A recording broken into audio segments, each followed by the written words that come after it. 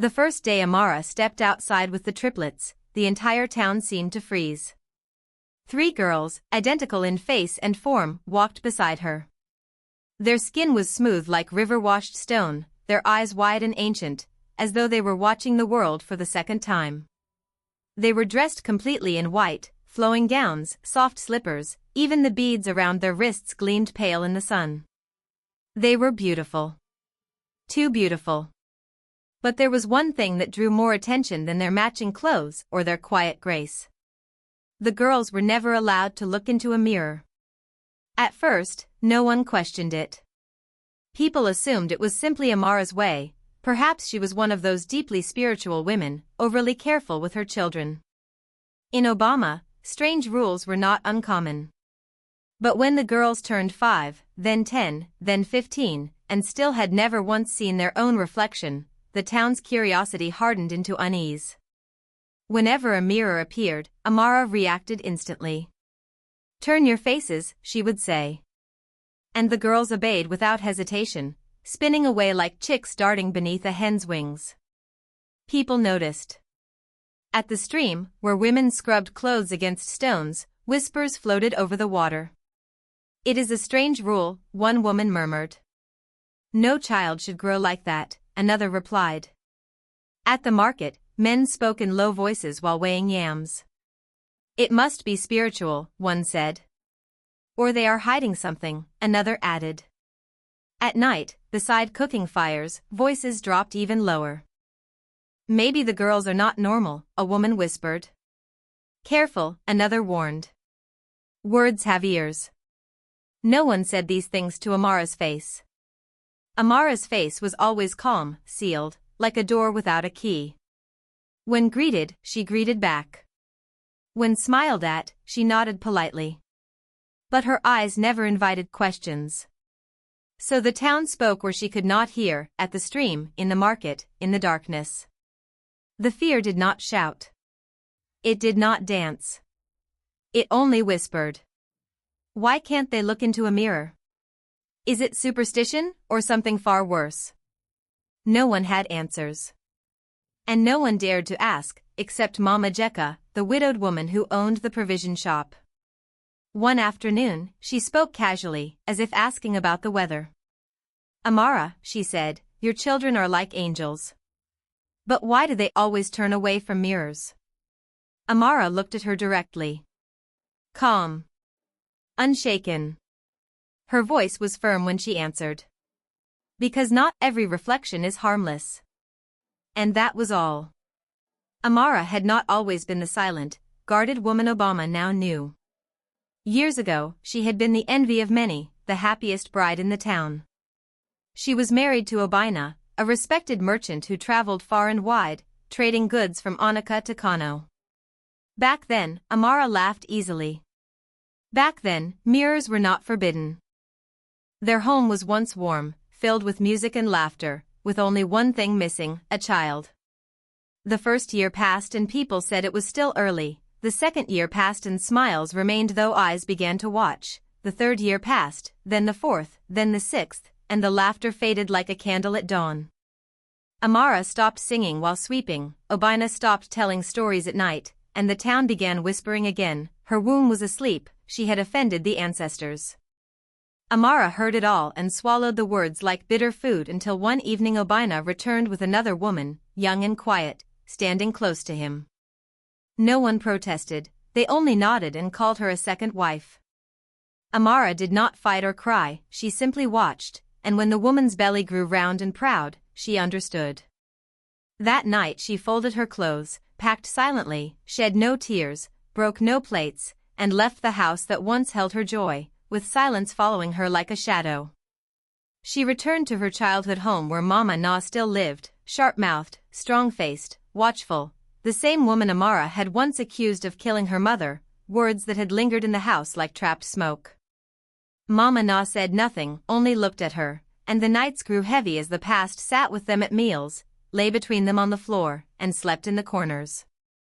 Amara was exhausted in body and spirit, empty of anger, longing only for peace even if it tasted bitter, and one night as she sat quietly by the wall under a flickering lamp, Mama Na spoke softly and suggested they return to Aki Forest to see the seer.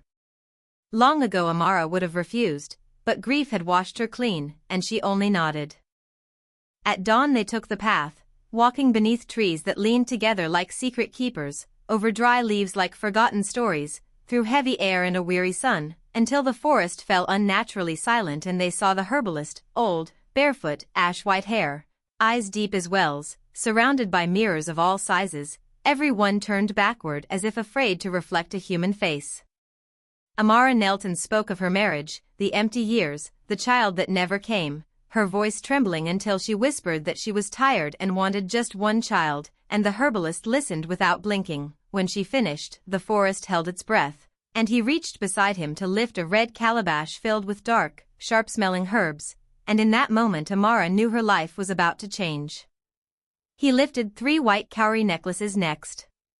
They clicked softly in his palm as he raised them, and when he spoke, his words fell slowly, heavily, like stones dropped into water. "Your womb is cursed," he said. "But the spirits will show mercy." Amara held her breath. "You will bear 3, he continued. Identical.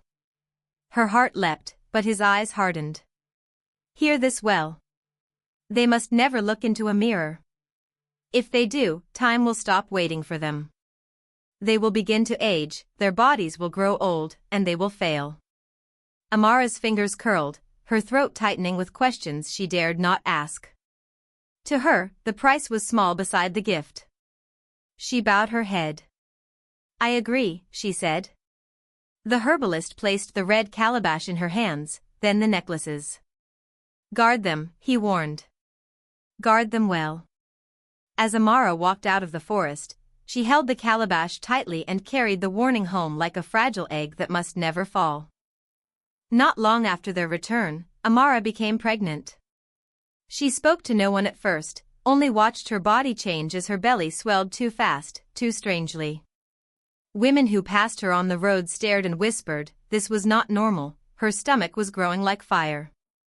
By the 5th month, the midwife pressed her palms against Amara's belly and frowned. "You are carrying more than one," she said, and Amara only nodded, her hands trembling in her lap. By the 7th month, the whole town knew. People pointed, counted, guessed, twins, maybe 3. At 8 months, Amara stopped leaving the house, drew her curtains, locked her door, and hid herself like someone guarding both treasure and fear in the same basket. The 9th month arrived under a dark sky. Thunder rolled like war drums and rain beat hard against the roof as Amara cried through the night. Mama Na ran in. Women gathered. Before dawn, it happened, one cry, then another, then another. 3 girls were born, identical, healthy, beautiful beyond words. Outside, people shouted and danced. 3 girls, they praised. Amara lay there breathing hard, smiling, but her joy was tied with rope, joy that knew fear. That same day, holding the babies close, she whispered a vow she would never break. From that day, Amara's rules were clear. No mirrors. No reflections. Not even shadows dancing in water. She said it once and never repeated it. The children's room was dressed in white, walls, cloths, mats. When visitors brought gifts, Amara inspected them.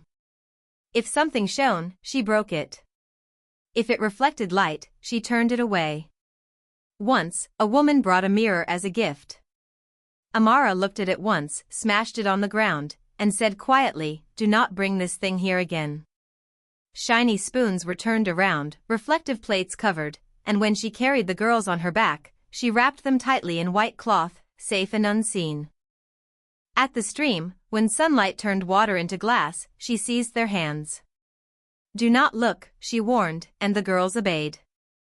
People began to call the place the White House. Some said Amara was too strict. Some laughed. Others shook their heads. Amara answered no one. Her eyes always said the same thing, "I know what I am doing." When the triplets were old enough for school, Amara walked there herself and sat before the head teacher, her back straight, her voice calm. "There is one rule," she said. "They must never be shown a mirror. The head teacher frowned and asked why, but Amara only replied, "It is my rule. Please respect it." He did not understand, but he agreed. Years passed, and the girls grew tall and fine, smart, neat, admired by all. Dora, the first, was calm and observant. Amma, the second, gentle and confident, always smiling. Oluku, the last, playful and curious, full of light. In school, classmates whispered and laughed, wondering why they feared mirrors, and some tried to trick them, but the girls remained obedient. Their mother's rule felt like a law from heaven. Still, temptation began to circle them, slow and soft, like flies around honey. In their final year, the school planned a beauty pageant. There were lights, music, laughter, and excitement. Girls walked about with makeup bags while teachers smiled and students clapped. Amma was chosen. "She walks well," one teacher said. "She speaks with calm," another added. Amma stood tall, her back straight, her heart racing beneath her smile. They led her backstage, into a tent, and there, waiting silently, was what Amara had feared all her life. The tent was bright, too bright. Mirrors were everywhere, large mirrors, small mirrors, mirrors shining like water under the sun. Amma stopped walking. A woman smiled at her and gestured toward a chair. "Sit down," she said gently. "Let us fix you." She opened a small bag, pulled out a compact mirror, and placed it in Amma's hand. "Let's see what we're working with." Amma's fingers trembled. The mirror felt cold. Her hand lifted on its own, her skin tightening, her chest closing in as the glass came closer, too close. Then a voice cut sharply through her thoughts, clear and firm, not even once. It was her mother's voice. Amma gasped, dropped the mirror as if it were hot coal, turned, and ran. Someone shouted after her, laughing, asking if it was stage fright, but Amma did not answer.